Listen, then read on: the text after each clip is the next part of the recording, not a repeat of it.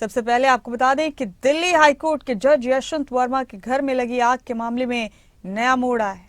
Supreme court ने घर के अंदर की तस्वीरें जारी की, जिनमें जले हुए नोट साफ नजर आ रहे हैं। सीजेआई संजीव खन्ना ने इस मामले की जांच के लिए 3 सदस्यीय कमेटी गठित की है। रिपोर्ट देखिए।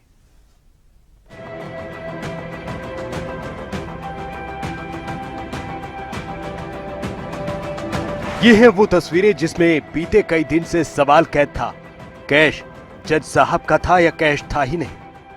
फायर ब्रिगेड का बयान आया कि कोई नकदी नहीं मिली। जस्टिस वर्मा ने इसे साजिश बताया, जबकि सामने आई रिपोर्ट में जली हुई नोटों की गड्डियां मिली। दिल्ली हाईकोर्ट के जज जस्टिस वर्मा के घर के अंदर पहली तस्वीर सामने आई।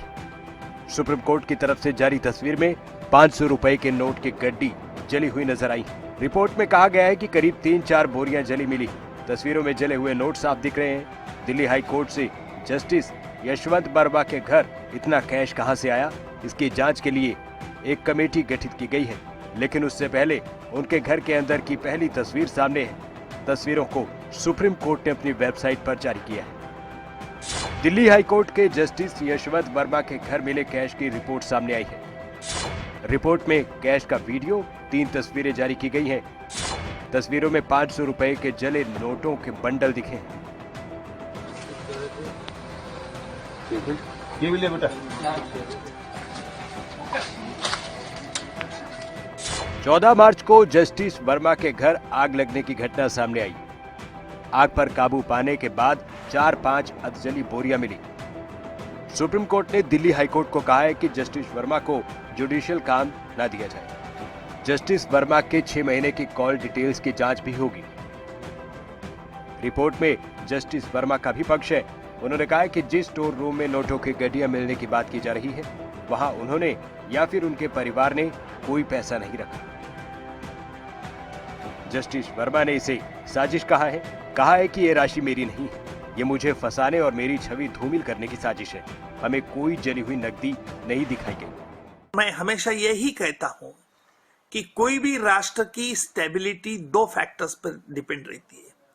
पहली बात तो आम आदमी का विश्वास उस देश के करेंसी पे होना चाहिए, और दूसरी बात आम आदमी का उस देश की न्यायपालिका विश्वास होना चाहिए। जस्टिस यशवंत वर्मा, इनके घर में जो बहुत हार्ड कैश मिली है, उसके बारे में इन हाउस ने आज अपने वेबसाइट पे जो पब्लिश किया है, उससे लगता है, दोनों साइड पब्लिश किया है, उससे लगता है कि ये बहुत इन्वेस्टिगेशन का मामला है, और मुझे लगता है कि सुप्रीम कोर्ट इसमें बड़ी कड़ी रोक अपनाएगा।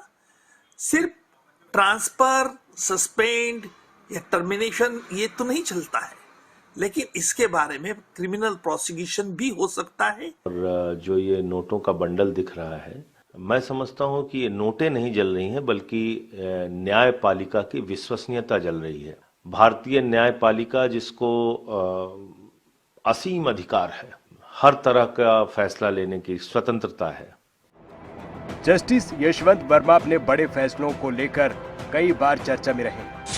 अक्टूबर 2022 सत्येंद्र जैन मामला, आम आदमी पार्टी के नेता सत्येंद्र जैन के खिलाफ चल रही कार्रवाई बंद की। दिल्ली शराब नीति केस में जस्टिस वर्मा ने सीबीआई और ईडी को आदेश दिया कि शराब नीति घोटाले में जांच की रिपोर्ट, प्रेस विज्ञप्ति और मीडिया के बयान को सार्वजनिक किया जाए।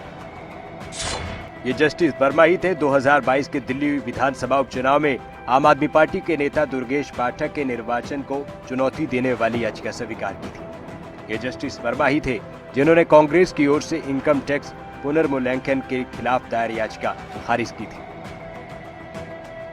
जस्टिस वर्मा को सुप्रीम कोर्ट ने न्यायिक कार्यों से हटा दिया है।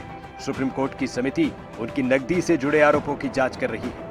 जस्टिस वर्मा के फैसले कानूनी रूप से मजबूत माने जाते हैं, लेकिन फिलहाल जो विवाद सामने है, उससे उनकी निष्पक्षता और विश्वसनीयता दोनों पर सवाल उठ रहे हैं। ब्यूरो रिपोर्ट, खबरें अभी तक।